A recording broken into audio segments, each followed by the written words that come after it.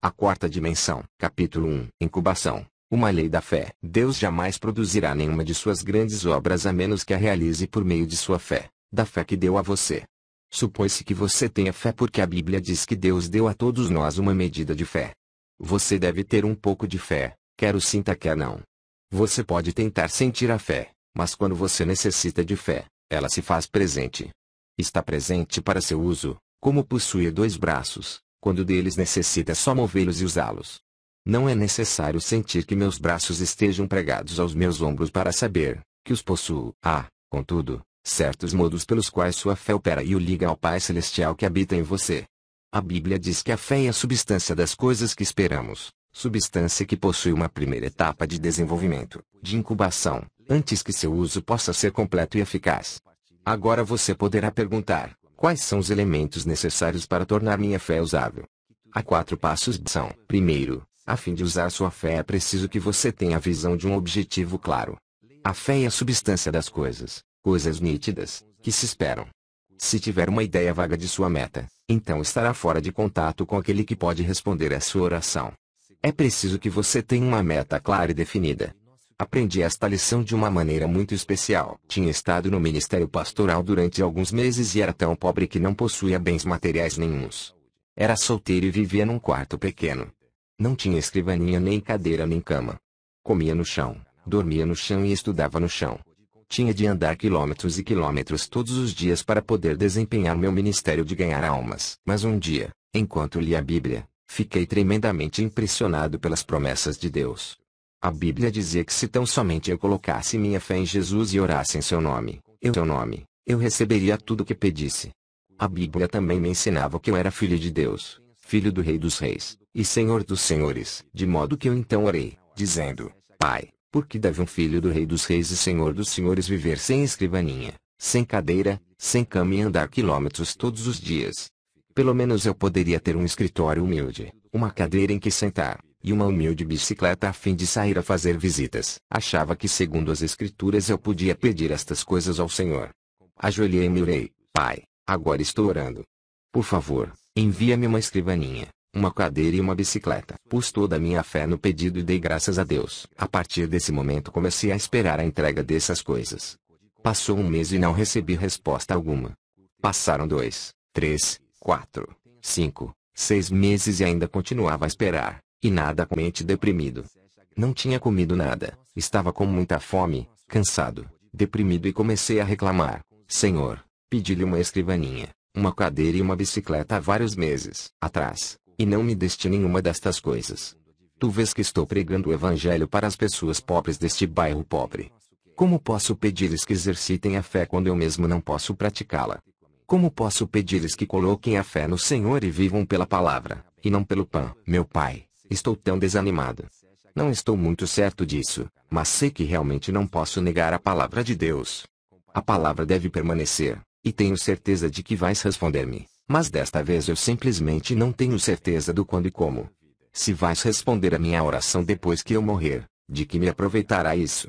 E se vais responder a minha oração, faze-o rapidamente, por favor. Então, sentei-me e comecei a chorar. Subitamente senti rumo à serenidade, uma tranquilidade invadindo minha alma. E rumo à serenidade, uma tranquilidade invadindo minha alma.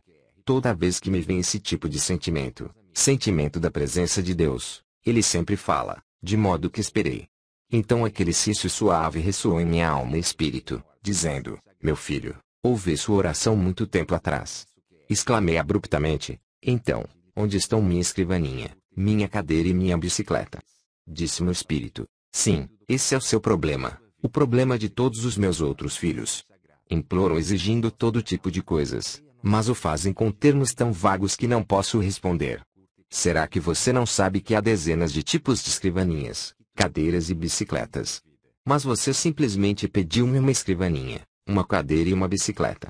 Não pediu uma escrivaninha específica, nem uma cadeira nem uma bicicleta específicas. Este foi um ponto crítico de minha vida.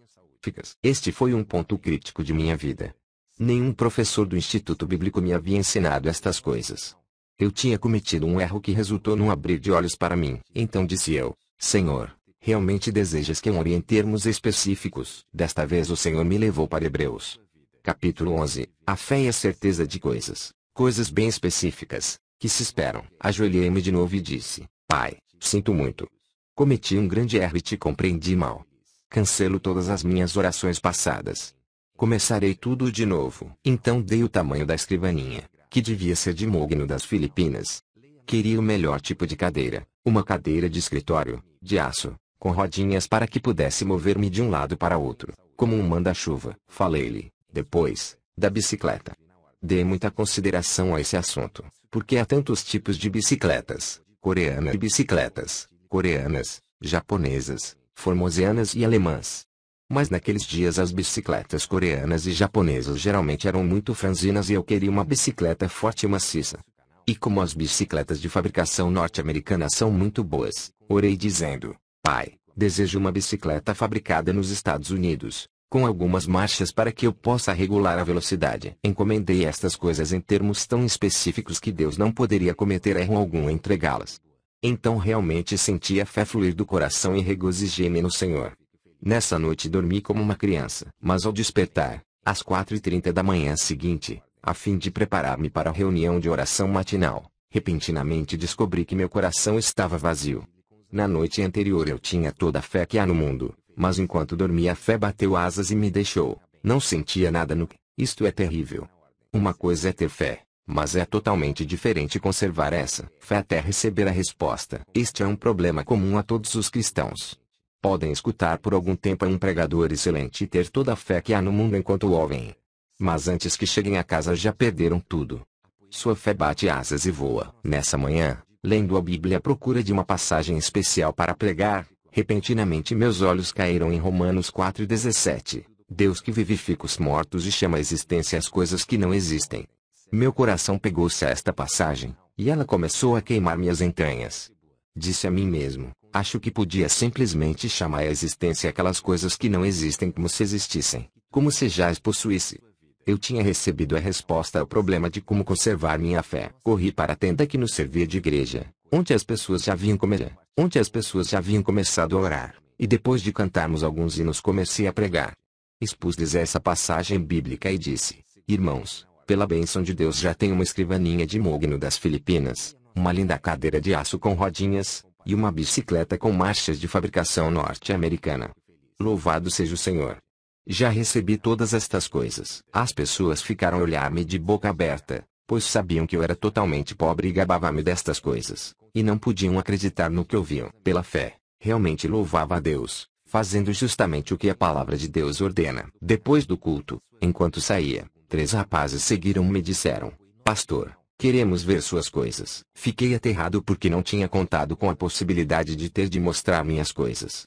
Todos os membros da igreja moravam em um dos bairros mais pobres e se percebessem que seu pastor lhes havia mentido, meu ministério ali estaria terminado. E os jovens não estavam dispostos a voltar atrás. Achava-me em uma terrível situação, e comecei a orar: Senhor, desde o princípio essa não foi ideia minha. Foi tua ideia que eu lhes dissesse isso. Simplesmente te obedeci, e agora estou em apuros. Falei-lhes como se fosse dono das 3 coisas. Que explicação posso dar-lhes agora? Tu precisas ajudar-me, como sempre tens feito. Então o Senhor veio em meu auxílio, e uma ideia começou a flutuar em meu coração. De modo que lhes disse resolutamente: venham a meu quarto e as verão. Todos foram e começaram a olhar ao redor procurando a bicicleta, a escrivaninha e a cadeira. Disse eu: não procurem essas coisas. Eu lhes mostrarei mais tarde. Apontei o dedo para o Sr. Park, que agora é pastor de uma das maiores igrejas das Assembleias de Deus na Coreia, e disse: falhei algumas perguntas coisas. Por quanto tempo você esteve no ventre de sua mãe antes de vir ao mundo? Ele cocou a cabeça e disse: bem, 9 meses. Respondi então: o que fez você durante 9 meses no ventre de sua mãe? Cresci. Mas, prossegui ninguém o via. Ninguém podia ver-me porque eu estava dentro de minha mãe. Então eu disse: ainda no ventre de sua mãe você era o mesmo bebê que nasceu para o mundo. Você respondeu corretamente. A noite passada ajoelhei-me aqui e orei ao Senhor pedindo a escrivaninha, a cadeira e a bicicleta e pelo poder do Espírito Santo concebi essas coisas. É como se estivessem dentro de mim, crescendo neste momento. E são tanto escrivaninha, cadeira e bicicleta como quando forem vistas pelas pessoas na época de sua entrega. Eles começaram a rir a mais não poder. Disseram: Esta é a primeira vez que já vimos um homem grávido de uma bicicleta, uma escrivaninha e uma cadeira, e saindo do meu quarto com o ministro estava grávido de uma bicicleta, uma cadeira e uma escrivaninha. Mal podia andar pela cidade, as mulheres se juntavam olhando para mim e davam risadinhas. E alguns jovens travessos de minha igreja chegavam a mim no domingo, tocavam meu estômago e diziam: Pastor, quantos meses faltam? Mas naqueles dias todos eu sabia que tinha tais coisas crescendo dentro de mim. Leva tempo, assim como a mãe leva tempo para dar à luz o filho. Sem dúvida alguma, as coisas que você pediu hoje levarão algum tempo antes que cheguem, mas você já está grávido delas, e no devido tempo as terá. Mantive-me louvando ao Senhor constantemente e no tempo devido as três coisas chegaram. E chegaram exatamente como encomendadas. A escrivaninha era de mogno das Filipinas, a cadeira era japonesa, fabricada pela companhia Mitsubishi, e tinha rodinhas para que eu pudesse mover-me a bicicleta, de segunda mão, era norte-americana e tinha várias marchas, tinha sido de um filho de um casal de missionários norte-americanos. Trouxe para casa essas três coisas pelas quais tinha esperado tanto tempo, e isso mudou por completo minha maneira de orar. Até então tinha orado em termos vagos, mas desse dia em diante jamais orei em termos vagos. Se Deus respondesse às suas orações vagas, você jamais reconheceria seu pedido como sendo resposta de Deus. Você deve pedir definida e especificamente. O Senhor não se agrada de orações vagas. Quando o cego Bartimeu, filho de Timeu, veio correndo em pós de Jesus Cristo, clamou: Filho de Davi, tem compaixão de mim. Embora todo mundo soubesse que ele estava pedindo a cura de sua cegueira, Cristo perguntou: Que queres que te faça? Cristo deseja pedidos específicos. Disse Bartimeu: Senhor, desejo ver. Jesus respondeu: Seja feito segundo a tua fé. Os olhos de Bartimeu foram abertos. Mas até que ele pedisse especificamente a cura de sua cegueira, Cristo não pronunciou a cura. Ao trazer sua petição ao Senhor, venha com um pedido específico. Venha com um pedido específico, com um objetivo definido, com uma meta clara. Certa vez eu visitava uma igreja, e depois da pregação a esposa do pastor pediu-me que fosse ao escritório. O pastor perguntou: Chu, você poderia orar por esta senhora? De que necessita ela? Perguntei. Bem, ela deseja casar-se e ainda não encontrou o marido. Peça-lhe que entre. De modo que uma solteirona de mais de 30 anos entrou. Perguntei-lhe: Irmã, por quanto tempo tem orado pedindo um marido? Por mais de 10 anos, respondeu ela. Porque Deus não respondeu à sua oração nestes 10 anos. Perguntei: Que tipo de marido você tem solicitado? Bem, isso fica com Deus. Ele sabe de tudo, respondeu ela, sacudindo os ombros. É esse o seu erro. Deus jamais opera por si mesmo, mas somente por nosso intermédio. Deus é a fonte eterna, mas ele somente opera por meio de nossos pedidos. Você realmente deseja que eu ore por você? Sim. Muito bem. Traga-me papel e lápis e sente-se à minha frente. Ela sentou-se e eu disse: Se você escrever as respostas às minhas perguntas, orarei por você. Pergunta número 1. Você realmente deseja um marido, mas que tipo de marido quer? Branco, asiático ou preto? Branco. Muito bem. Escreva isso. Número 2. Você deseja que seu marido tenha 80 m de altura ou pode ele ser mais baixo? Desejo um marido alto. Escreva isso. Número 3. Você deseja que seu marido seja esbelto e de boa aparência ou simplesmente agradável e gordo? Quero que seja magro. Escreva: magro. Número 4. Que tipo de passatempo deseja que seu marido tenha? Bem, gostaria que fosse musical. Muito bem. Escreva: musical. Número 5. Que tipo de emprego você quer que seu marido possua? Professor. Muito bem. Escreva: professor. Fiz-lhe mais ou menos 10 perguntas e então disse, em voz alta. Ela leu todos os pontos, de 1 a 10, em voz alta. Então eu disse: feche os olhos. Você pode ver seu marido agora? Sim, posso vê-lo claramente. Muito bem. Encomendemo-lo agora. Enquanto não vir seu marido claramente com os olhos da imaginação, você não pode fazer o pedido, porque Deus jamais responderia. É preciso que você o veja claramente antes de começar a orar. Deus nunca responde a orações vagas. Ela ajoelhou-se e impôs as mãos sobre ela. Ó Deus, agora ela conhece o marido que deseja. Veja o seu marido. Tu conheces o marido dela. Pedimo-lo em nome de Jesus Cristo. Continuei, dirigindo-me a ela. Irmã, leve este pedaço de papel para casa e colhe-o no espelho. Todas as noites, antes de ir para a cama, leia estes 10 pontos em voz alta, e todas as manhãs, ao se levantarem, Leia em voz alta esses 10 pontos, e louve a Deus pela resposta. Passou-se um ano.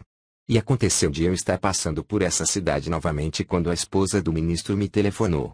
Disse ela: Pastor, será que o senhor pode vir almoçar conosco? É claro que posso. Fui almoçar com eles. Assim que cheguei ao restaurante ela disse: Ela se casou. Ela se casou. Quem é que se casou? Lembra-se daquela moça por quem o senhor orou? Aquela quem o senhor pediu que escrevesse os 10 pontos. Ela se casou. Sublinhado. Sim, agora me lembro. O que aconteceu? Sublinhado naquele verão, um professor de música de ginásio veio à igreja com um quarteto a fim de realizar um reavivamento de uma semana. Ele era solteiro e todas as moças estavam doidas por ele, queriam sair com ele, mas esse camarada não lhes dava a menor atenção. Entretanto, ficou fascinado por aquela solteirona. Estava sempre com ela e antes de ir embora, pediu-a em casamento. Ela, sem muita relutância, deu-lhe o seu consentimento. Casaram-se naquela igreja, para a alegria de todos, e no dia de seu casamento a mãe dela pegou aquele pedaço de papel, leu os 10 pontos para a congregação, rasgando em seguida. Parece história, mas realmente é assim que funciona. Desejo lembrar-lhe uma coisa: Deus está dentro de você. Deus nunca opera nada que se refira à sua vida independentemente de você. Deus só operará mediante seu pensar, sua fé, de modo que sempre que desejar receber respostas do Senhor, apresente objetivos claros. Não diga: ó Deus, abençoa-me, abençoa-me. Você sabe quantas bênçãos a Bíblia contém? Mais de 8.000 promessas. Se você disser: ó Deus, abençoa-me, então Deus pode perguntar-lhe: que tipo de bênção você dessas? Portanto, seja bem definido. Pegue um caderno, anote, veja sua meta claramente. Sempre pedi que Deus concedesse um reavivamento à minha igreja segundo um número definido. Em 1960 comecei a orar: Deus, dá-me 1.000 membros todos os anos. E até 1969 1.000 membros foram acrescentados à igreja todos os anos. Mas em 1969 mudei meu coração. Pensei: se Deus pode dar 1.000 membros por ano, por que não pedir que me dê 1.000 por mês? De modo que desde 1970 comecei a orar: Pai, dá-me 1.000 membros por mês. A princípio Deus me deu 600, depois começou a dar-me mais de 1.000 por mês. No ano passado recebemos mais de 12.000 membros em nossa igreja. Neste ano elevei meu alvo, e agora esperamos ter 15.000 novos membros. No ano que vem posso facilmente pedir 20.000. Se você tem um pedido definido, e realmente o vê, então pode consegui-lo. Na época em que estava construindo o templo da igreja, que tem capacidade para 10.000 pessoas, viu claramente em minha imaginação. Andei centenas de vezes pelo edifício, e senti a presença magnífica do Espírito Santo ali. Senti a magnitude daquela igreja, e minha alma se emocionou. Você deve ver tão vivo e graficamente que possa em realidade senti-lo em suas emoções. Se você não exercitar esta lei da fé, jamais poderá conseguir uma resposta a tudo o que pedir. Agora, em minhas orações, sempre tento ver com clareza.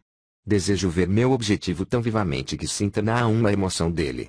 Só então, esta primeira condição é cumprida. Em segundo lugar, se você tem uma imagem vivida, deve também possuir um desejo ardente de alcançar esses objetivos. Muita gente ora casualmente: Deus, responda a minha oração, e antes de sair da igreja já se esqueceu das coisas pelas quais oraram. Esse tipo de atitude jamais trará fé nem a resposta de Deus. É preciso que você tenha um desejo ardente. Provérbios 10:24 diz: o anelo dos justos Deus o cumpre. Salmo 37:4 diz: agrada-te do Senhor, e Ele satisfará os desejos do teu coração. Você deve ter um anelo ardente por um alvo e deve continuar vendo esse alvo cumprido. Quando comecei meu ministério em 1958 tinha um desejo ardente em minha alma, uma meta ardente de construir a maior igreja da Coreia. Esse desejo queimava dentro de mim tanto que eu vivia com ele, dormia com ele e andava com ele. Agora, depois de 20 anos, ouço dizer que minha igreja é a maior do mundo. É preciso que a pessoa tenha esse anelo ardente no coração. Se não o tiver, então espere e peça que Deus lhe conceda. Deus não gosta das pessoas tíbias, pois ele se especializa somente nos bem quentes. Se você tiver o desejo ardente, então terá resultados. Em terceiro lugar, você deve ter a substância ou a segurança. No grego, substância é a hipostasis. Na linguagem comum a palavra pode significar título ou papel legal. Quando a pessoa tem uma meta bem definida, e um desejo ardente no coração, desejo que chega ao ponto de ebulição, Então pode pôr-se de joelhos e orar até conseguir a substância ou segurança. Um dia em que pregava no Havaí, uma japonesa veio e me perguntou quanto tempo devia ela orar a fim de adquirir a substância. Disse-lhe que às vezes são necessários somente alguns minutos, e se ela conseguisse a substância ou segurança nesse instante, não precisava orar mais. Mas disse-lhe, às vezes pode levar 2 minutos, 2 horas, 2 semanas, 2 meses ou 2 anos. Todavia, qualquer que seja o tempo que leve, a pessoa deve orar até que consiga a substância. Os ocidentais vivem às voltas com o problema de viver dentro de um horário. Tudo é correria. Logo, não tem tempo para passar com a família, para visitar os amigos e até mesmo para ficar quietos perante o Senhor. Tudo tem de ser instantâneo, o desejo instantâneo, comida pré-cozida, alimentos enlatados, café solúvel instantâneo. Tudo tem de estar pronto em menos de 5 minutos. De modo que quando vão à igreja oram dizendo, ó Deus, responde-me. Não tenho muito tempo, 5 minutos. E se não responderes rapidamente, esquece-te. Não estão esperando no Senhor. Os norte-americanos converteram as igrejas em lugares de entretenimento. Na Coreia acabamos com todo o entretenimento nas igrejas. Fazemos alguns avisos bem curtos e damos toda a preeminência à palavra de Deus. Depois da pregação da palavra, geralmente temos 2 ou 3 números especiais e então concluímos. A palavra de Deus sempre ocupa o lugar de preeminência. Certa vez fui convidado para pregar num culto vespertino em uma igreja no estado de Alabama, nos Estados Unidos. O culto começou às 7 horas da noite, e com anúncios, cânticos e números especiais foram gastas mais ou menos 2 horas. Eu já estava quase dormindo na plataforma. As pessoas também já estavam começando a ficar cansadas. O pastor veio a mim e disse, pregue somente 10 minutos esta noite, porque temos um magnífico programa de televisão e gostaríamos que você pregasse somente 10 minutos. Eu tinha vindo da Coreia, convidado por eles, para falar-lhe somente 10 minutos. Numa igreja como essa não se pode esperar a plena bênção de Deus. Tal igreja necessita de esperar muito tempo perante o Senhor, o que também é válido para uma pregação sólida da palavra de Deus. Isto é o que edifica a fé. A pessoa deve esperar na presença. Quando necessitava de 5 milhões de dólares para terminar a construção da igreja, tive uma visão muito clara, uma meta bem visível e um desejo muito ardente de ter pronta essa igreja com lugares para 10.000 pessoas. Mas meu coração estava cheio de medo. Estava trêmulo, assustado e não tinha nenhuma segurança. Esses 5 milhões pareciam uma montanha e eu era como um coelho assustado. Para os ricos estrangeiros, 5 milhões de dólares não significam muito, mas para os coreanos pobres, era uma soma gigantesca. Comecei a orar como uma pessoa que está morrendo. Disse, Senhor, já começamos a construção. Ainda não temos nenhuma segurança. E não sei onde conseguir esse dinheiro. Comecei a preocupar-me. Passou um mês, e ainda não tinha paz nem segurança. Passou o segundo mês, e ainda continuava orando até a meia-noite. Podia sair da cama e ir para um canto e chorar, com o coração despedaçado. Ir para um canto e chorar, com o coração despedaçado. Minha esposa pensava que eu estava ficando doido, mas eu era mentalmente cego.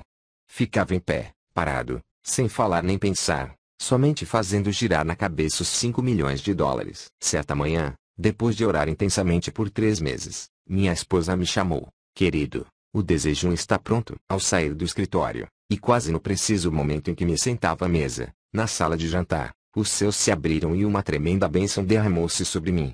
A substância e a segurança me foram concedidas à alma. Saltei da cadeira e comecei a gritar, consegui! Consegui!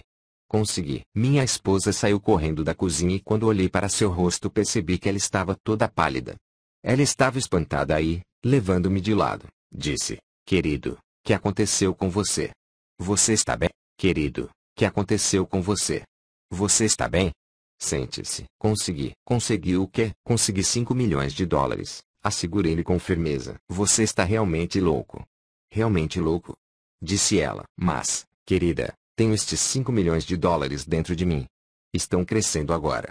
Oh, dentro de mim estão crescendo. Subitamente estes 5 milhões de dólares tinham se transformado em um pequeno pedregulho na palma de minha mão. Orei com segurança. Minha fé os agarrou e nada fiz além de lançar mão deles. Eram meus. Eu já tinha a substância. Uma vez que a pessoa tem a substância, o título legal, quer ela veja essas coisas ou não, elas virão a ser legalmente suas, porque as coisas que pertencem legalmente à pessoa têm de chegar a ser suas completamente. de modo que orei até conseguir essa segurança. Durante a primeira membros em minha igreja. Esses membros estavam dentro de mim, crescendo da mesma maneira que iam crescendo fora de mim. Este é o segredo, orar até que tenha a substância, a segurança. Quarto, é preciso dar mostras da fé. A Bíblia diz que Deus ressuscita os mortos. Isso significa que Deus realiza milagres, chamando as coisas que não são como se já fossem. Abraão era um velho de 100 anos e Sarai uma velha de 90. Ambos tinham um desejo muito claro, ter um filho. Sentiam um desejo ardente de ver esse filho e oraram durante 25 anos. Certo dia Deus lhe fez uma promessa e quando eles tiveram a segurança, Deus imediatamente lhes mudou os nomes. Abraão já não será o teu nome, e, sim, Abraão, porque por pai de numerosas nações se constituí. A Sarai, tua mulher, já não lhe chamará Sarai, porém Sara. Gênesis 17:5, 15. Abrão protestou um pouco. Em casa não temos nem sequer um gatinho, e tu dizes que vais trocar meu nome para pai de numerosas nações, e vais chamar a Sarai de princesa. O povo todo vai dizer que estou louco. Mas Deus disse, se desejas trabalhar comigo terás de fazer as coisas como as faço. Eu chamo à existência coisas que antes não existiam, e se tu não falas claramente como se já tivesses o que ainda não é, não serás de minha categoria. De modo que Abraão trocou de nome. Chegando-se a esposa, disse, esposa minha, meu nome foi mudado. Já não sou mais Abrão, mas Abraão, pai de numerosas nações. E você também já não se chamará Sarai, porém Sara. Nessa mesma noite Abrão caminhava em direção ao vale.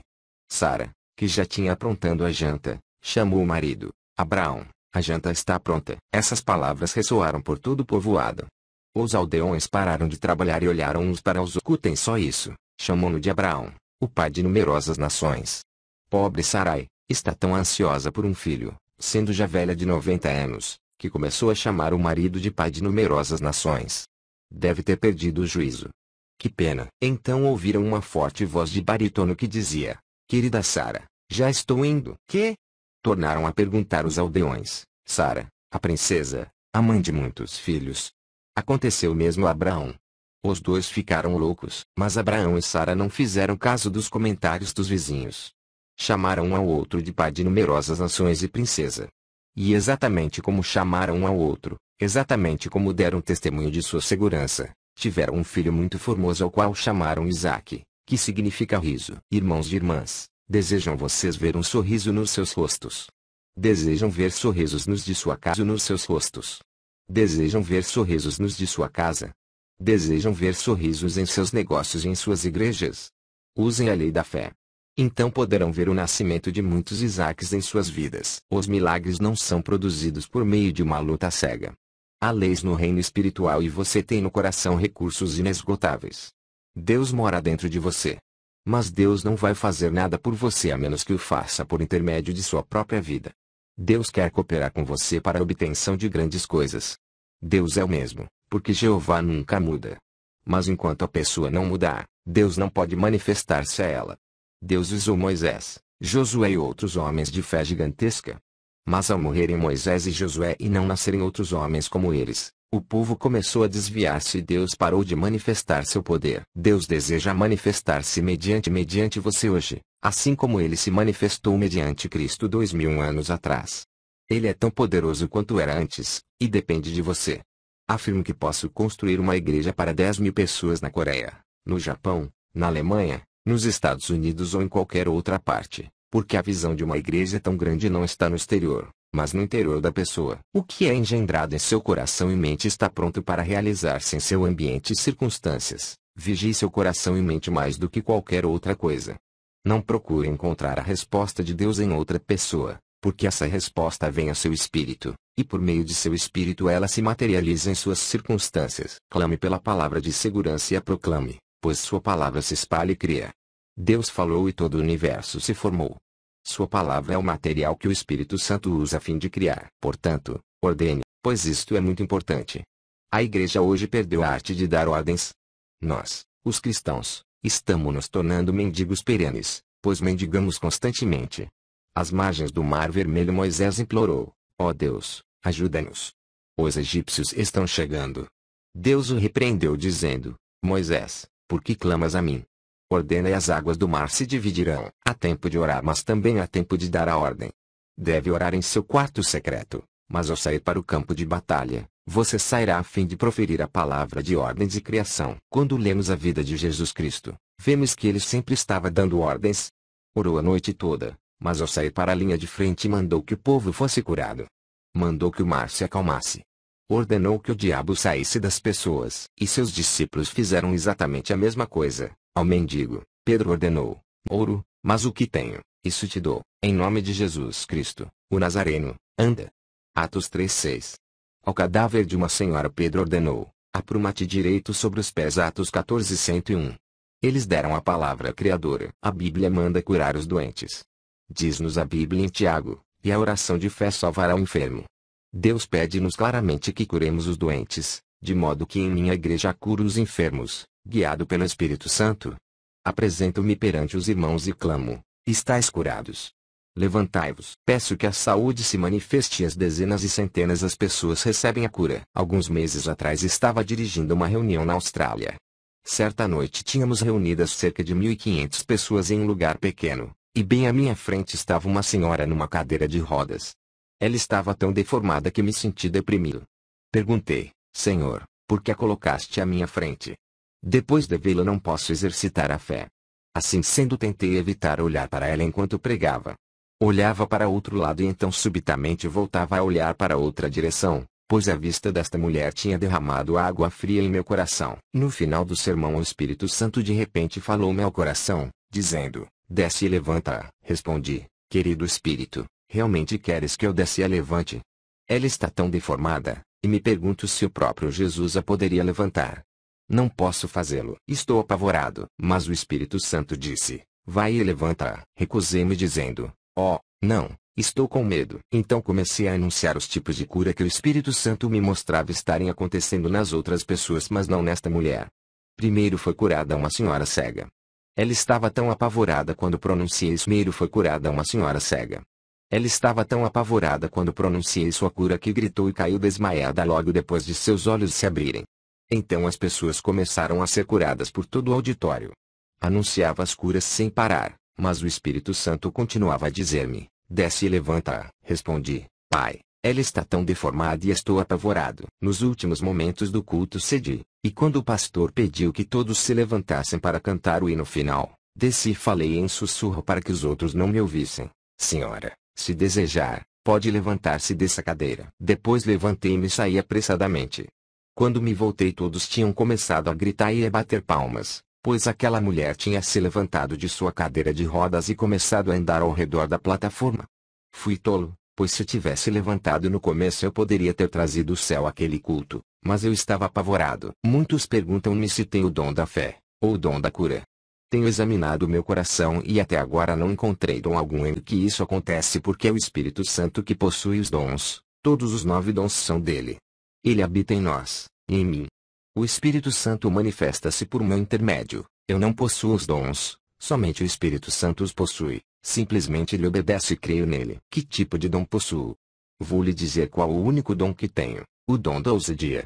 Com o dom da intrepidez simplesmente saímos pela fé, então o Espírito Santo nos segue. A Bíblia não diz que o sinal seguirá à frente de nós, mas que o sinal seguirá depois de nós. É preciso que a pessoa vá em frente para que o sinal possa seguir-se. Permaneça na lei de incubação, e por toda a vida observe sinal após sinal seguindo seu caminho de fé. Os recursos estão dentro de você, e agora você conhece os elementos necessários na incubação a fim de tornar sua fé usável. Consiga uma meta e um objetivo claros. Tenha um desejo que queime ao ponto da ebulição, e então ore até que tenha a substância, a segurança. Depois comece